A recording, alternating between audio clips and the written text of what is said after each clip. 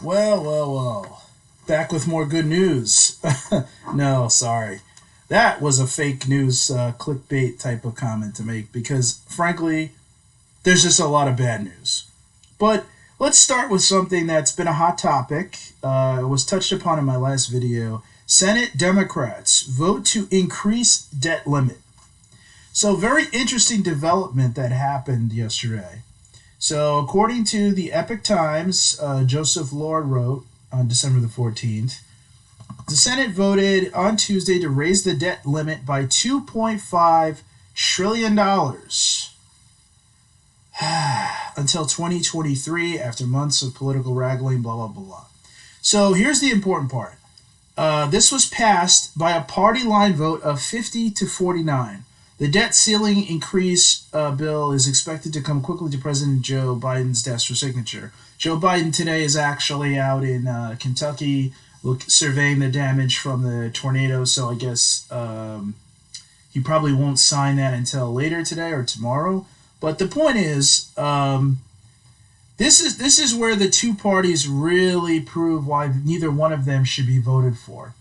So, according to the article, upset with Democrats, out of control spending spree, all 50 Republicans refused to help Democrats raise the debt ceiling, a position that they've held firmly for months. After Republicans filibustered one effort to raise the debt ceiling through normal legislative means, leaders from both parties reached a deal to temporarily extend the debt ceiling until an agreement could be reached. Finally, Senate Majority Leader Chuck Schumer, Democrat of New York, and Minority Leader Mitch McConnell, Republican of Kentucky, struck a deal that changed Senate rules to allow Democrats to pass the measure by a simple majority vote with no Republican support. This right here, this is probably the most important thing you will read about with regards to a debt ceiling limit being raised. Now, I've covered it before or in another article, but I'll just bring it up again to be clear. The debt ceiling has to be raised if the Democrats and Republicans are going to get are going to set forth next year's budget, because the concept and the cost will actually increase the debt.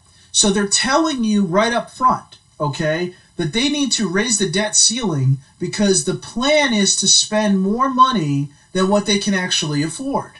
Now, that would be bad enough, but the country already has a national debt of about 28 plus trillion dollars. So what they're saying is that we owe $28 trillion, $29 trillion, let's call it, and we know we are going to do something now. We're going to pass a budget now where we're planning on spending more money than we take in year over year. It's going to create a deficit. It's going to add to the debt, and we're going to have to kick the can, and then maybe next year or in 2023 go through this again. But if they need to raise the debt ceiling in order to avoid a shutdown of the government, doesn't that prove that they're already spending too much? Doesn't that prove that there should be a recalculation of how the government spends your money, the taxpayer money? But this is a disgrace on a whole nother level. Chuck Schumer and Mitch McConnell get together privately, and Mitch McConnell says to Chuck Schumer, and this is me paraphrasing, obviously I wasn't there, but basically what they did was, Mitch McConnell says to Chuck Schumer, hey, we've been saying for months that we're not going to put up with reckless spending, so we can't vote yes for this. But obviously we want this to pass. And the Democrat, Chuck Schumer, goes, hey, I would prefer if you guys weren't involved in it anyway, because this way we can rag on you about it. And they both say, all right, great. So here's what we'll do. We'll change the rules. We'll change the rule of law so that, and this to me is almost treason. We're going to change the rules so that the Republican people don't need to vote yes on this. They can vote no. The Democrats can all vote yes, and then we can both go to our respective media and complain about the other side and know that we still got it passed. Isn't that perfect? And both of them said, oh, that sounds great. So now both of them can say, oh, it would have been catastrophic if you didn't pass this bill. Glad we were able to do it. Democrats supported it. And the Republicans say, oh, you see how terrible this is, all the spending? We don't care about spending when we're the party of majority. But when we're in the minority party, we pretend to care about this stuff. So now we'll go back to the media and complain. So here's the problem, okay? Are the people who voted for the Republicans not going to have to deal with monetary inflation, pricing inflation? Is the price at the gas pump, if you are a Republican voter, less than if you are a Democratic voter? Is the pain and suffering and the owing of money back to the Fed and the owing of money back to China and the owing of money back to every other place that we've borrowed from, is that lessened if you voted for Republicans who then turned and said no in this fictitious vote they just did? No. The Federal Reserve notes that you have in your wallet don't believe in red and blue. They believe in green. So what happened here today was two people who lead their parties in the Senate made a decision to pretend like they were taking a stance, change the rules because of it, and then they get to rest on their laurels while we all suffer. Now, the reason why the rules are that in normal circumstances, a simple majority is not enough to pass something like this is because it's important. So the concept is that you have a constitutional republic and you have elected representatives who go to Washington, D.C., like Senator Chuck Schumer and Senator Mitch McConnell. The concept is that they represent the will of the people who sent them to office.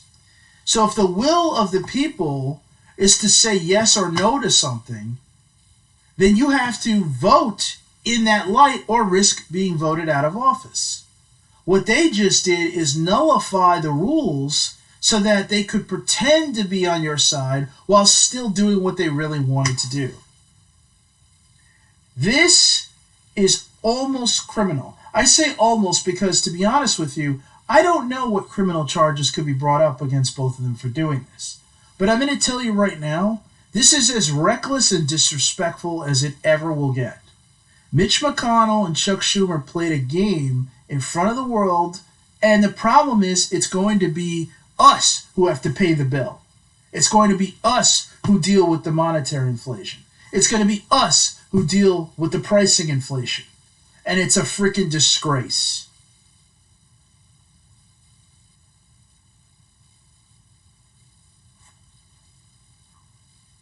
So, not great.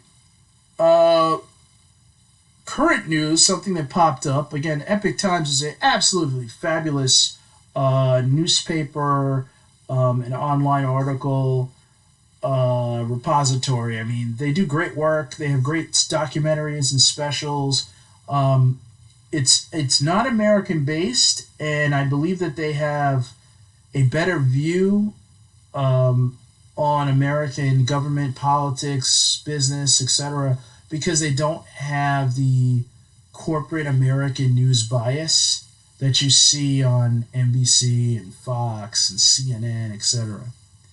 So anyway, another piece of news that came up today, the Fed speeds up tapering, projecting 3 rate hikes in 2022. Obviously, things can always change. So just because they say they're going to do something now, it doesn't mean it's actually going to happen. So there's always a chance that this is going to change in due time. But reading from the article, this one by Emil Akan, again out of the Epic Times, the Federal Reserve announced that it will end its aggressive pandemic-era stimulus sooner than expected.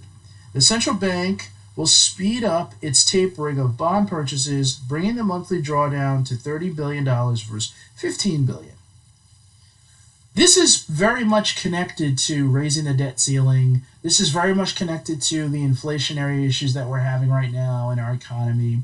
This is very much connected to blaming COVID for everything. This is very much connected to supply chain. All of these things are connected. It's all connected because it's all about the philosophy of the people who are making the decisions and the philosophy that we were supposed to adhere to based on the rule of law, the Constitution of this country. Okay? We are not supposed to steer away from gold and silver as legal tender because it leads to issues like this.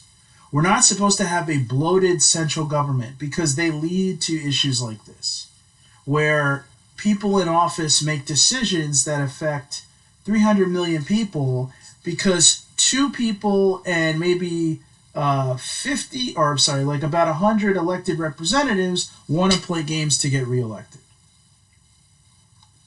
So, here with regard to the Fed, what they're basically saying, and what I'm going to try to do with this broadcast, I am not, full disclosure, I'm not an economist, okay? I'm a semi-educated, and I'm going to say semi because I don't want to be obnoxious. I'm a semi-educated person who's been studying government and politics and history, economics, for years, and technology for that point as well. And I want to try to convert what I read into plain English and broadcast that out, because I feel like the most important tool that's used against all of us as citizens is the double talk and news talk that is used. It's a concept that's pretty old. It stems. I don't want to say the Communist Manifesto. I know it's been used in other parts of the world to demagogue people who are trying to speak up against atrocity. But basically, it's a double talk. It's slick ricking, for lack of a better term. The news media, corporate news media, and a lot of people who are shills for it and shills for the government, they speak only in terms of generalities, and they postulate on television, but a lot of the time what they're doing is hiding what's really happening. So right here, this is basically the Fed saying that they're going to slow down their purchases of Treasury securities and mortgage-backed securities to the tune of about $30 billion. That's a slowdown. Now, obviously, things can change. The economy could change in the next 5-6 months, and the Fed could turn around and decide, oh, in their eyes, things are not great, so we're going to have to make some changes. Now, they're saying that the reason why they're slowing it down is because in light of inflation developments and the further improvement in the labor market, the committee decided to reduce the monthly pace of its net asset purchasing. This is what quantitative easing is. Now, they called it quantitative easing, in 2008, 9, 10, basically, putting new money into the market artificially, right? They're saying they're going to slow this down. Now, you could take a few things from this. One, you could take at their word that they're saying it's not needed anymore. Two, you could say that even the Keynesian economic hardliners, that even they recognize that if they continue to use their nuclear weapon for a long period of time, that the disease that they're fighting with this nuclear weapon will adapt. And the disease is monetary inflation. It can't be hidden anymore. And it's affecting everything. So, because of that, they realize that they have to stop. That's part of it. Another part of it is convincing the American people that, we don't need to do this anymore because the economy is so great. Some of that could be political to try to make Joe Biden look good. And some of that might just be because they truly, as a central private bank, they don't want to buy any more assets because the dollar is tanking. And they don't want to buy mortgage-backed securities. They don't want to buy any more Treasury security. They just don't want to do it. They've been doing it for 12 years. They've been doing it for, well, longer than that, actually. They've been doing it for like 13 years now. Interest rates have to go up, right? So remember, the people who own the Fed, who own the central bank, they own, we can speculate that they're the owners of a lot of other private banks, large private banks, and they probably want to raise interest rates, okay, at some point. They don't want to operate purely in a zero interest environment forever, right? Because as you've seen in the economy, the amount of people who qualify for low interest loans, those people are going to be diminishing from an individual standpoint and even from a business standpoint due to COVID. So many people have been wiped out. So what you'd like to do is for those who are left standing, if they're going to borrow money, you want to have them borrow at a higher rate. Okay? The other thing is, for everybody else, you also want to have them borrow at a higher rate. Yes, does that mean that people are going to make more on their CDs and stuff? Absolutely. Of course, if interest rates are raised. Absolutely. But that's not the crucial, scariest thing for a central bank or any bank right now. I think there's somewhat of an acknowledgement that things have to change. Now, it doesn't mean a tremendous spike. Later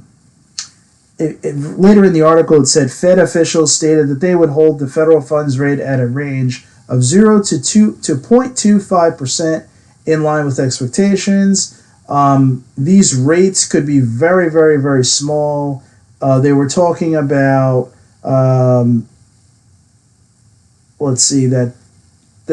market is basically guessing that they could be a 25 to 50 basis point rate hike. So not a dramatic hike. We're not talking about like suddenly a total spike from where the U.S. has been or where the Fed rate has been. But it changed nonetheless. So those two issues, the Fed talking about slowing down, or I guess speeding up tapering and slowing down their asset purchasing, with the United States Senate finagling their way to a Fugazi vote where they basically agree to spend more of our money and put us in further debt and tax every one of us equally harshly in this new environment because of inflationary issues. And the sad thing of all is that the politicians who are in favor of this are saying, and this is really the majority of them, minus Rand Paul or Thomas Massie, but what they're saying is that they recognize that there's a problem in the economy because of pricing inflation. So they're not really acknowledging monetary inflation, but they're recognizing price inflation, meaning that the consumer price index, people are paying more for things, their purchasing power is going down. So they acknowledge that. But what's scary to me is that they're saying, oh, this raising of the debt ceiling is not about us recklessly spending, but it's about honoring our previous obligations. So what they're saying is that they already have spending on the books that, according to them, they can't afford if the American people don't accept that we have to go further into debt to get more cash to pay for everything. So that's what they're saying. They're saying that the American people have to accept we have to go further into debt to get more cash to pay for obligations that we knew we couldn't afford when we signed up. But here's the problem. That's the same thing that was said the last time, and the time before that, and the time before that, and the time before that, and the time before that, etc., etc. And I'm not going to go back to guns and butter of the 70s. Think of this, okay? George W. Bush, and Barack Obama added about $10 trillion of debt to the national debt. Okay? So between the two of them and Donald Trump and now Joe Biden, they have all of these presidents have contributed dramatically. And I might be a little on the high with the 10 trillion. But the national debt of the United States wasn't $1 trillion, I don't think, back in even 1988. So the United States has exacerbated its own debt problem in a very, very, very short amount of time. When you think about what a dollar is, right? A dollar is supposed to be tied to gold. That's what Bretton Woods was all about. And now we'll do a little history lesson. I read this somewhere, and I apologize because I might not be giving the right person credit. I don't know if it was Rand Paul or Thomas Massey or whomever, but basically, long story short, the United States entered World War I very late. It entered World War II later. During both of these wars, the rest of the world used the United States to buy machinery and weapons and other things. So the United States was really like a factory to the rest of the world while they fought the world wars. They did this purchasing with gold. So the United States accumulated a tremendous amount of gold during that period. Now, once accumulating the gold, after World War II, the United States found itself as the richest nation in the world because we didn't have any mainland damage from World War II, and we had the world's gold in our coffers. So there was an agreement made, and they call it the Bretton Woods Agreement, mainly because it took place in Bretton Woods, New Hampshire, I believe. And the agreement was that the United States would, or that the United States would basically, their dollar would be the world's reserve currency, and that the rest of the world would embrace a disconnect from the gold standard, but would use dollars because the U.S. dollar, or greenback as they called it, was tied directly to gold because the United States had so much gold in its coffers. Now, that's the reason the United States has been the most influential and powerful country in the world since World War II, because the rest of the world's monetary policy, the money that they use to buy and sell services and goods, was all tied through the U.S. dollar. And they tied it to the U.S. dollar because all these different countries had put their gold into the coffers of the United States originally just so that they could own things. The problem was that the United States getting into, we'll speed up to the 1970s, from time of, really since the Fed was created in 1913, but from World War II up to the 70s, the United States increasingly wanted to spend in order to do what every other large and powerful nation has done in history, which is expand its military, become involved in foreign entanglements, fight wars, and eventually the United States converted its economy from a production-based to service-based, and you have basically the America that we kind of recognize today. But in the 70s, and I guess it was in 1971, Nixon officially took us off the gold standard, which basically was the end of the Bretton Woods agreement. So in doing that, the U.S. no longer set its banking off of the gold standard, meaning not our banking laws were not going to be tied to gold. So to put in perspective, the gold was about $20 for an ounce of gold, I think, back in 1913. Actually, I can check that. Price of gold, 1913.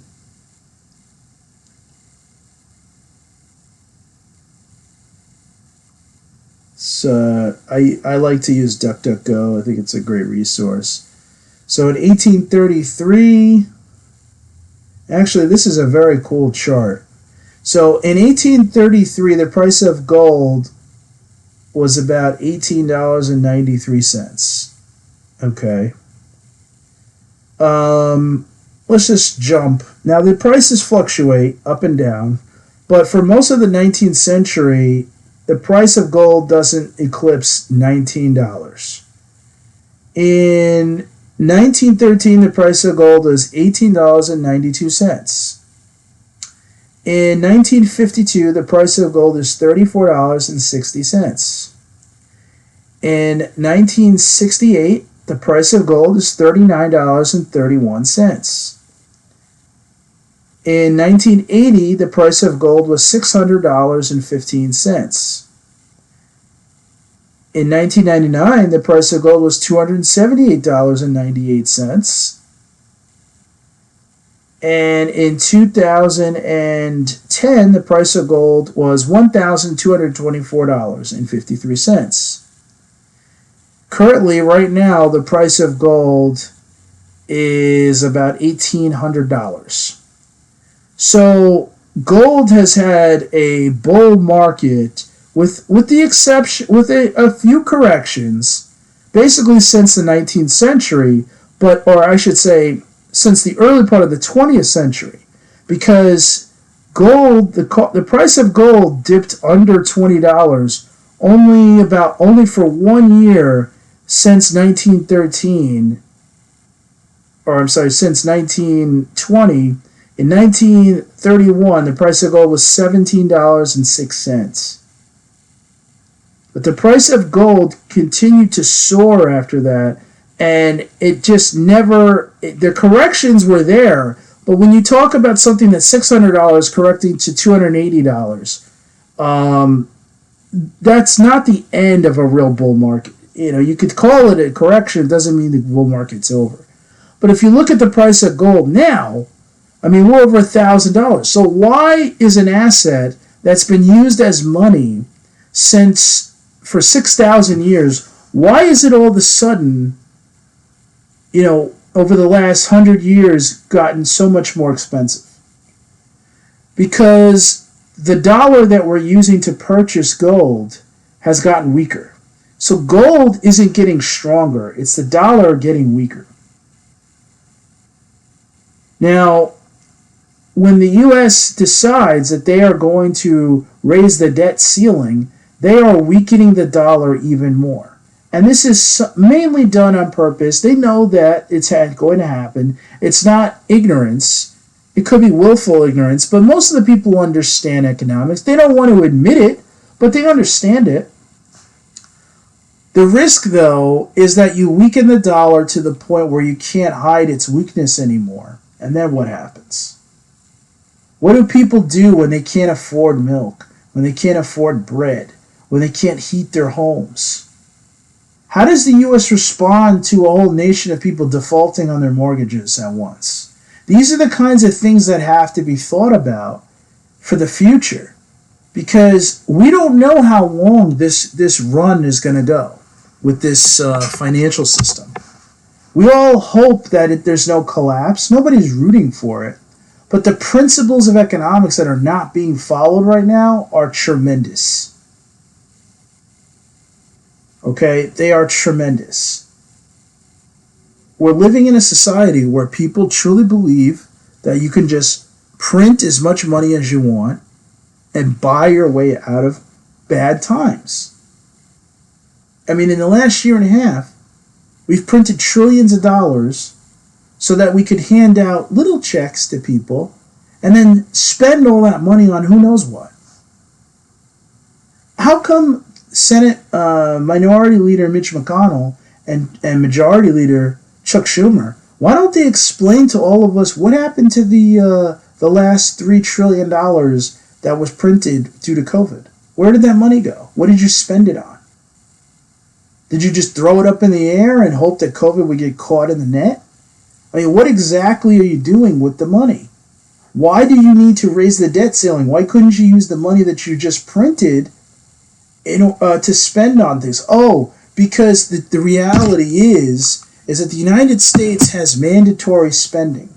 It has automatic built-in spending through entitlements like Social Security, Medicare, and Medicaid. The U.S. can't really afford these programs. The money in the coffer for Social Security is gone. That's been spent already. So they have to keep borrowing money and printing money to put money back into the coffer to pay out checks. The U.S. isn't going to default to anybody, not right now at least. But the point is that we are getting poorer so that people can put on a show of social entitlements and a welfare state. And welfare is used as a negative connotation. But a lot of welfare is two-part. One, it's built in like Social Security. That's welfare. That's the United States taking money from people who are working and taxing from people who are buying goods and services, and then redistributing that money to people who are in a retirement stage in their life. The problem is that the money that people are getting in Social Security is buying them less and less and less as they get older, and at some point, it's not going to be able to buy them anything. Because if you're getting Social Security today, you have a less purchasing power than you had 10 years ago. You have less purchasing power than you had 20 years ago. Most people are living longer now. So how do we cope with that? We're going to be paying Social Security to more people for a longer period of time, and there's less money to do it with. That's a big problem. That's another reason why we have such downward pressure on our economy. The dollar's getting weaker, and we have to spend more of it just to stay afloat. But now there's more people to spend that we have to pay back, right? And believe me, the people who are getting their checks, they paid into this system. They were forced into it. So I'm not saying they don't deserve it, but the problem is America doesn't have the money. That's why we have to keep borrowing money. And I understand the concept of corporate welfare. I get it. There's a lot of corporatism in the United States. There's money being taken from everyday people and redistributing it to businesses. It's not just that people aren't paying their fair share, but you got to look at where does money flow once it goes into the hands of the federal government. How is it being distributed? Like, for instance, when we do foreign aid, we're not giving money out to individual people who are starving on the street. We give the money to a militant leader. We give the money to a government, and then they distribute it as they see fit. The problem is that money doesn't get down to the people. That money doesn't get to the folks who make the difference in the community. It doesn't get into the hands of the person who's sick and dying on the street. The money goes to the hands of whoever has the guns, whoever already has the power, and we never get it back. So it's basically a form of welfare. It's redistributing wealth from our people to somebody abroad. Now, if you were trying to help your neighbor and your neighbor had fallen down on the grass, and would you go to the town next door to then give money to some random person and then hope that that person comes to your town and helps your neighbor? No, you go directly to help your neighbor. Why do we give aid in such a roundabout way? Why don't we just ask people to send donations to individuals or families or organizations in other countries if they want to give foreign aid? And then it could be a tax write-off. Why is it that we have to have money taken from us forcibly through tax to then be given to other countries? That's a form of welfare, and it's a forced redistribution of wealth.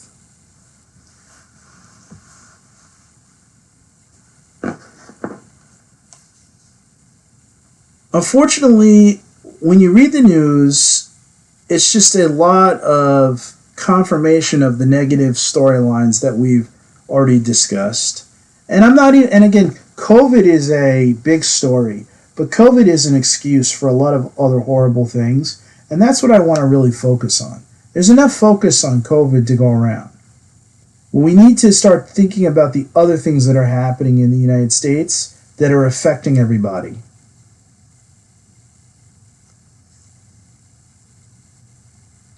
So this is a big, big problem. Raising the debt ceiling is a big problem.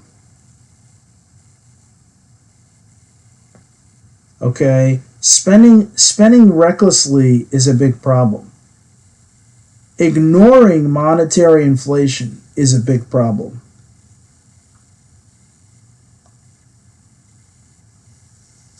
Is there anything else in the news that I want to add to this episode? I've already gone a little bit longer than I wanted.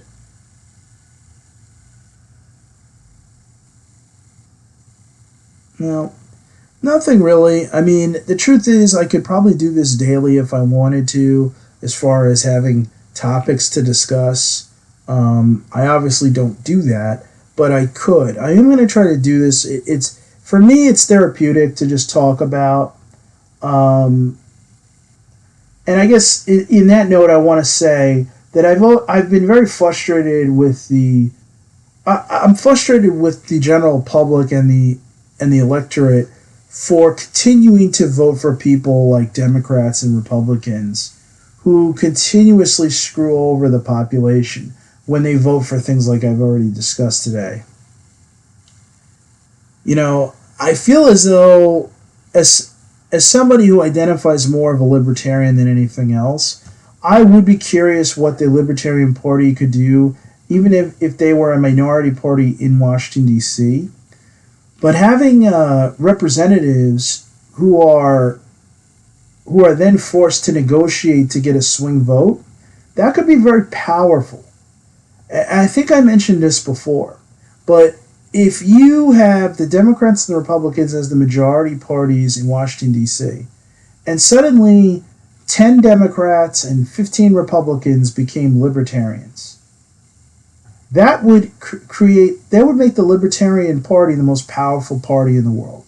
Because everything that requires a vote, which is pretty much everything that Washington, D.C. does, that would require the cooperation of the Libertarian Party. They could then make demands. See, it's not about, we're going to vote for a third party and they're going to just take over and they're going to fix everything. No. But a third party could do a lot of damage to the agendas of the two bigger parties. One is they could say to Chuck Schumer, okay, we'll go along with raising the debt ceiling this time, but you're going to have to put in a provision that says that the debt ceiling can't be raised again without a national debate, a 3-1 vote, and all kinds of provisions. The Libertarian Party could turn to the Republicans and say, okay, you can vote on cutting taxes when you're the majority party, like they did when Trump won. But if you cut taxes, you have to cut a penny of spending on every bill that passes. So every phase of a government, a penny has to be cut. Can you do that? A penny for every dollar.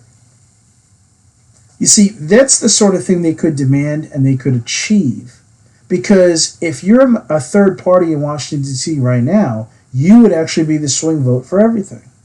So you don't need to take over and dominate. But having a third party that explains why they're doing what they're doing and then forces the other two parties to play ball with them to get their swing vote, that's a tremendous advantage. That's really all you could ask for as somebody who doesn't trust the two major parties. It's not to say that everybody who votes for them is bad. It's not to say that everybody involved with those two parties is bad, because that's not the case. Like I said, I referenced Rand Paul and Thomas Massie, Republicans. You got someone like Tulsi Gabbard. She's not terrible. You have good people on both sides. And in some cases, sometimes it's just ignorance. Sometimes it's willful ignorance. But it's not that everybody in these parties are evil. It's just that in order to keep them in line, there has to be a greater check and balance of authority. So starting to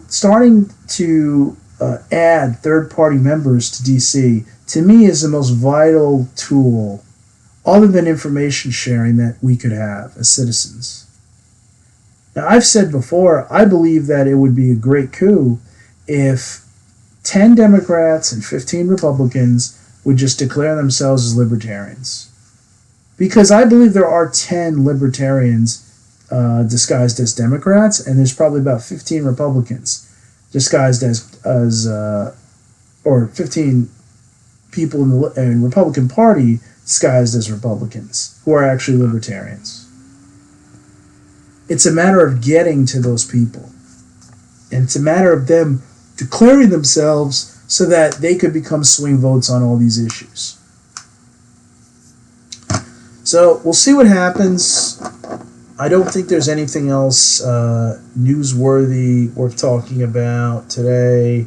The markets are up generally, but obviously it's been a rough week, so it's not really like saying that much. If they have a good day, just to be honest. But yeah, there's just more talk on some of the other major networks about the Fed and how it's going to dial back its bond buying. So, there's that. The Dow apparently jumped 380 points. NASDAQ surged 2% in relief rally after the Fed gives a rate hiking timeline.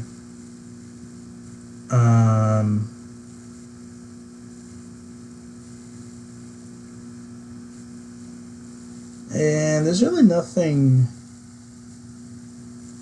crazy that I see. New York City bans natural gas hookups for new buildings to fight climate change. Yeah, I mean this is pretty typical. Don't frack our future. So protesters seen holding placards calling for a stop to the Williams natural gas pipeline during a demonstration held on Center Street adjacent to City Park. So if you look at the picture, you see a bunch of young. Some of these people look like they're like 15 years old, and they're complaining about natural gas and don't have natural gas hookups in new buildings. Problem is the amount of stress that you're going to put on the electric grid is unrealistic. First of all, the infrastructure of the United States electric grid is very old, and we're basically coming up with excuses to put more devices on the electric grid, and that's just going to make the issue of maintaining that grid more cumbersome. You can't demonize every form of energy that isn't wind and solar, okay? Because batteries are not totally clean. Batteries have to be disposed of. And when you dispose of them, they can do harm to the environment. It's just that a lot of times they do harm to the environment under the water. It's because they get dumped in the ocean. And we don't talk about it, so it's like, well, we don't see it, it's not a problem. Because everybody measures the health of an environment based on what's happening in the sky, like with the ozone layer and how much pollution there is and smog. But that's not the only form of negative effect that humans have had on the environment. The other issue is that, other than through lightning, electricity really isn't natural. It's something that has to be generated. It has to be conducted.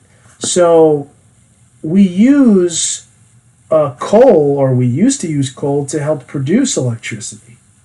And if you're going to demonize that, and of course you're demonizing natural gas, you're putting a greater strain on our ability to generate electricity. Not every other form of energy is a large net negative. So it has to be a balance. Now, if you're going to vote, in New York City, they're saying they're voting to strike down natural gas hookups. Now, I don't know if buildings will be grandfathered in. We really have no idea. Um, but that's just an overreaction of people who don't really understand, um, energy diversification and some of the real pain points of suddenly not having any other form of energy other than piling everything on the electric grid. But that's pretty typical. That's not groundbreaking. That's just basically par for the course, right? California is trying to ban any vehicles that run on oil, gasoline, basically by 2035, I believe it is. They don't like the internal combustion engine. They want to have everybody on electric cars. Look, I think that there's advantages to electric cars, but energy forms shouldn't be regulated as far as what choices people have. If you look at France is like 70% nuclear power. Does anybody ever even talk about that? That a country in like Western Europe is mainly nuclear power. And they don't have rolling blackouts like we have in California. They're not scared about the wintertime like we are here. So energy diversification is very important. And just like there was a battle, and there always has been, there's a battle over like where do you frack, and then there's dealings with OPEC, and we pillage other countries for resources. Okay, well we're still going to have to do that, and there's still a lack of respective resources because guess what?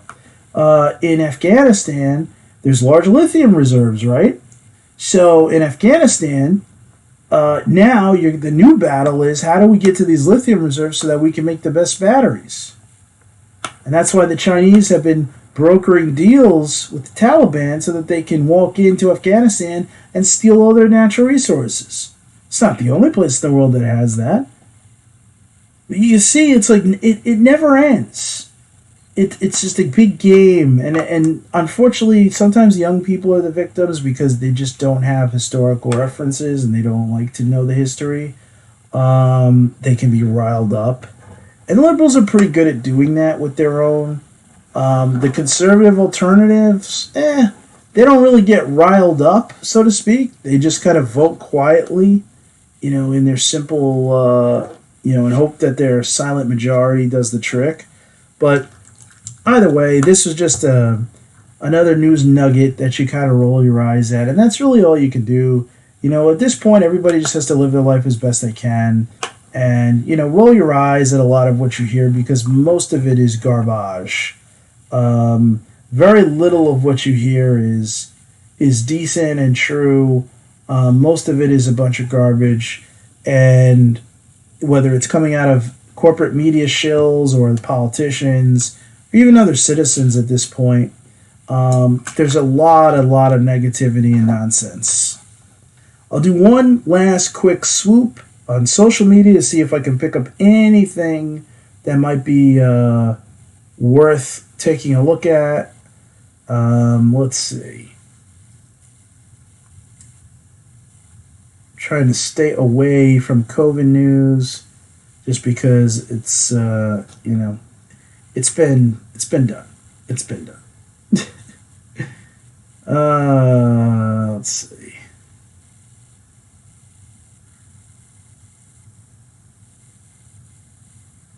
I'm not seeing anything. Not seeing anything really worth jumping into. So we'll call it there. Like I said, the main thing I wanted to talk about was just how there's just a casualness about raising the debt ceiling, and that the Fed signaling today that they're finally going to slow down. And believe me, it's a good thing that they're doing this because they've basically just been artificially enhancing the economy. Now, the fear that I have, and I said I was signing off and then I keep rambling, the fear that I have is that what's going to happen when the Fed isn't buying securities? What's going to happen when they're not really as involved in manipulating of what the market looks like? And how is that going to affect the actual economy? How is that going to affect hiring? How is that going to affect pricing inflation? Not because of pricing inflation needing to be propped up through these bad asset purchases, but how is it going to affect pricing inflation from the standpoint of lack of hiring, actual supply chain issues, and general decline in the economy leading to higher crime and all that. So I'm just curious what the impact will be, because it's like when you're doing a decent thing, but you're doing it so late in the game, and it's something that should have been done such a long time ago that you have to look at it and question, hey, what's the impact of doing this now? This should have been done 10 years ago. It's 2021 now. We're going into 2022. What's going to happen now that you're finally trying to unplug the cord? You're taking the you're taking the blanket off the baby here, or you're taking the training wheels off, and you should have taken them off years ago.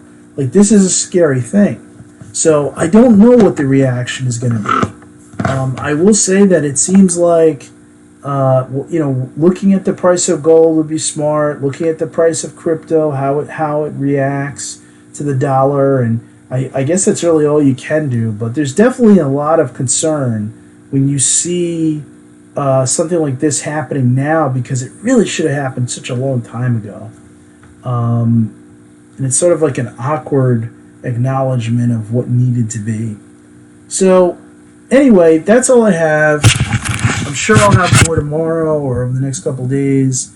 But yeah, these two parties, you got two parties with one ideology, one message, and that's enhancing bad corporatism, doing stupid things in foreign policy, and doing horrible things with our own dollar, and monetary policy just being flushed down the toilet.